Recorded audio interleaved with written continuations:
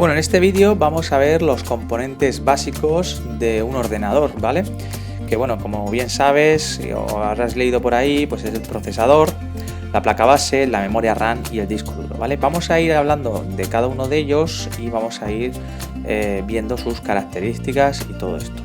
Bien, el primer componente básico es la CPU, ¿vale? Se define la CPU como unidad central de proceso, como el conjunto de componentes físicos de un ordenador encargados del procesamiento de la información. Se integra en un chip denominado microprocesador y se compone de unidad de control, unidad aritmético-lógica y registro, ¿vale? En cuanto a componentes y funcionamiento de la CPU, pues hay que tener en cuenta que el término que más erróneamente se utiliza cuando hablamos de ordenadores es CPU, ya que se usa para referirse a la torre o a la placa base. La misión de la CPU es procesar la información y controlar los restantes componentes del ordenador. Está formada además por tres elementos, como hemos dicho antes, sería la unidad aritmético-lógica, que es la que se encarga de realizar las operaciones matemáticas básicas, como es la suma, la resta, la multiplicación y la división, y las operaciones booleanas, el AND, OR y NOT. Y opera pues con los datos en formato binario, lo que sería el 1 y el 0, y se comunica con la unidad de control mediante el bus interno. El otro componente o elemento es la unidad de control. Esta pues interpreta y ejecuta las instrucciones de los programas enviando a la unidad aritmético-lógica pues las instrucciones. Bien, y el tercer elemento es el registro, que es el espacio de almacenamiento temporal en el que se guardan las instrucciones y los resultados de las operaciones de la unidad aritmético-lógica. Realmente son varios encargados de almacenar la instrucción actual, el contador del programa y el resultado de la instrucción. Los procesadores los podemos clasificar según varias formas, ¿vale? Según los núcleos, ¿vale? Los modernos procesadores pues llevan varios núcleos de proceso o también llamados core, y esto hace que se pueda ejecutar varias instrucciones de manera simultánea, por lo que tendremos mayor rendimiento cuanto más núcleos tengamos, ¿vale? Sería un Core 2 Duo, un Core i3, un Core i5, un Core i7, ¿vale? Etcétera. También lo podemos clasificar según la frecuencia de reloj. A mayor frecuencia, más rápido trabaja el procesador. Ahora alcanzan gigahercios pues entre 1 y 6, incluso más, ¿vale? También según los bits de proceso, 32 bits o 64 bits. Cuanto más bits procesen a la vez, pues mayor rendimiento, ¿vale? Imagina que tienes una de 64 bits, pues tiene más rendimiento que una de 32. Y también lo podemos clasificar según el ancho de banda del bus, 533 MHz, 800 MHz, 1000 MHz, 1066 MHz o 1333 MHz. Las instrucciones y los datos pues tienen que ir entrando y saliendo del procesador. Cuanto más ancho de banda, pues será mejor, claro. Actualmente hay dos grandes fabricantes de procesadores, sería Intel y AMD. Los más modernos son para Intel las gamas Intel Core 2 Duo, Intel Core i3, Intel Core i5, Intel Core i7. Y para AMD las gamas Athlon, AMD Athlon 2 y AMD Phenom 2. ¿Con cuál nos quedamos a la hora de comprar un equipo? Pues depende del uso, pero si bien hay que reconocer que el más potente de los Phenom 2 pues no alcanza al mejor de los Core i7. Sí es cierto que los procesadores AMD pues son muy buenos en calidad-precio. De hecho, en prácticamente todas las gamas nos encontraremos con procesadores AMD que rinden igual que el equivalente en Intel, pero que tienen un menor precio, ¿vale? Y todo esto te parece un lío, ¿verdad? Pues no es para tanto. ¿De acuerdo? Como ayuda, que sepas que para poder distinguir los procesadores pues se suelen nombrar de la siguiente manera: fabricante, modelo, frecuencia, ¿vale? Por ejemplo, Intel Core i5 660 3,33 GHz o AMD Sempron 140 2,7 GHz, ¿vale? Así sería nombrar cada uno de los procesadores, ¿vale? Bien, el segundo elemento es la placa base. La placa base o placa madre, ¿vale? Como lo puedes ver en otros sitios, es una tarjeta que soporta los componentes fundamentales de un ordenador. Además, pues es un gran circuito impreso mediante el que se conectan los componentes electrónicos y chips de circuitos integrados necesarios para que el ordenador pues comience a trabajar. Los componentes que se encuentran en la placa base pues son el microprocesador, La BIOS, ¿vale? Que es un pequeño chip de memoria ROM con las instrucciones necesarias para el arranque y la carga del sistema operativo grabadas por el fabricante.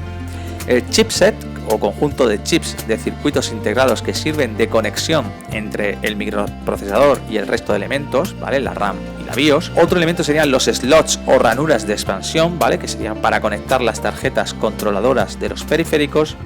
También tenemos las ranuras de memoria RAM, ¿vale? Para conectar los módulos DIMM o SIM de memoria RAM. Y luego tendríamos los puertos de conexión para dispositivos que se conectan directamente a la placa base.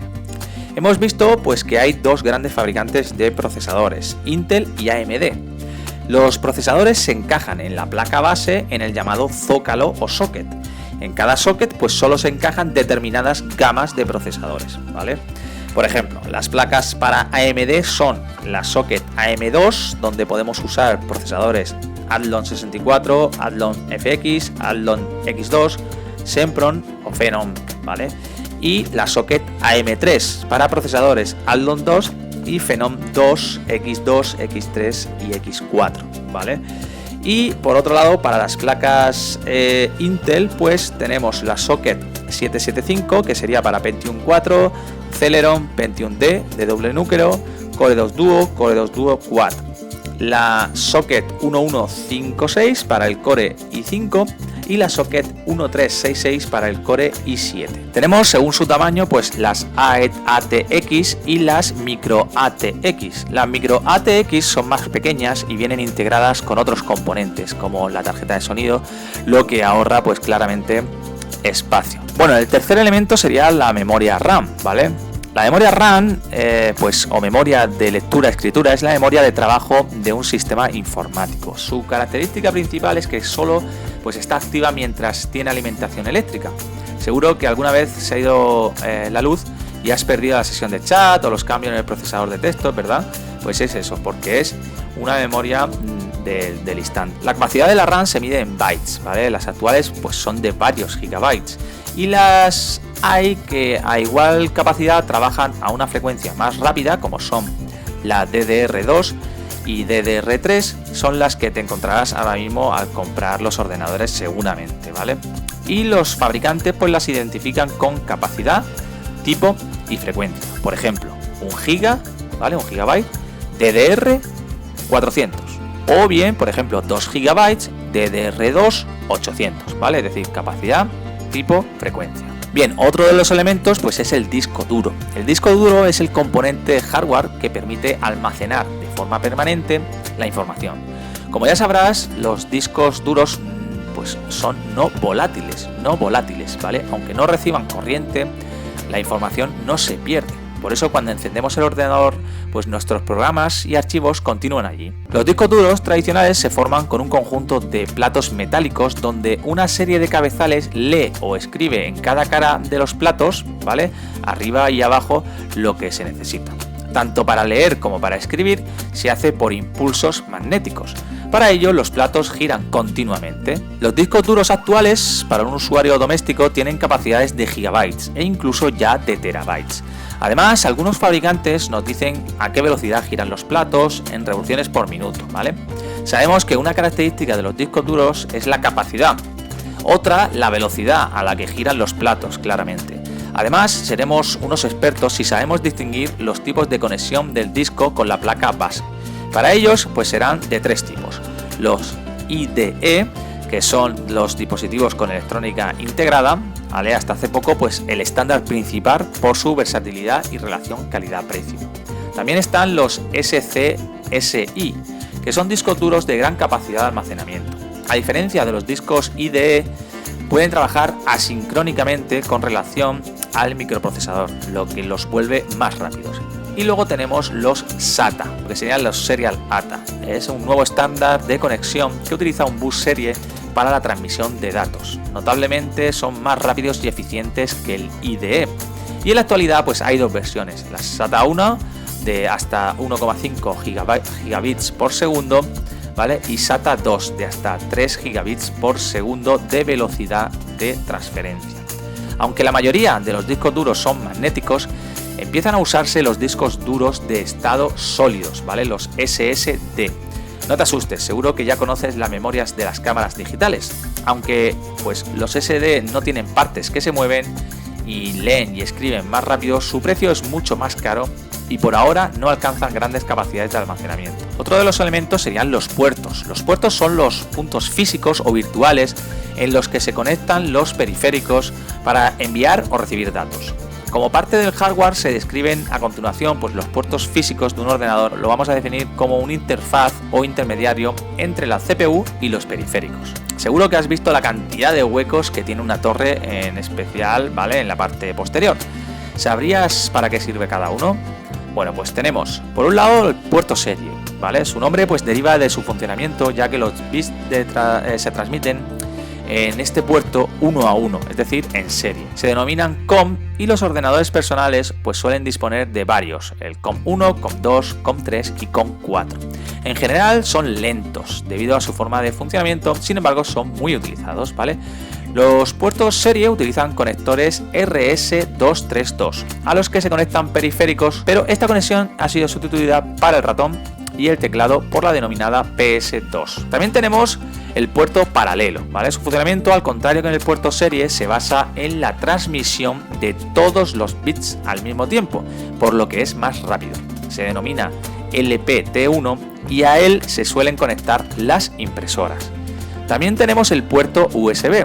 Es el puerto Universal Serial Bus, ¿vale? Como su nombre indica, y es un puerto serie. Sin embargo, su rapidez de transmisión de datos y la posibilidad de conectar dispositivos plug and play, pues han hecho que se utilice para la conexión de la mayoría de los periféricos, como son impresoras, escáneres, ratones o módem. Su evolución ha sido muy rápida, pasando rápidamente del USB 1.1 al USB 2 y al USB 3.0. También tenemos un puerto FireWire. Su nombre estándar es IEEE1394, aunque fabricantes como Sony lo denominan E-Link, ¿vale? Realmente es un puerto serie de alta velocidad que se utiliza para conectar al ordenador dispositivos digitales como videocámaras y cámaras fotográficas. Su terminal puede ser de 6 o de 4 pines. También tenemos el puerto de infrarrojos, ¿vale? Su nombre es IRDA y su principal utilidad es la comunicación inalámbrica entre ordenadores y periféricos.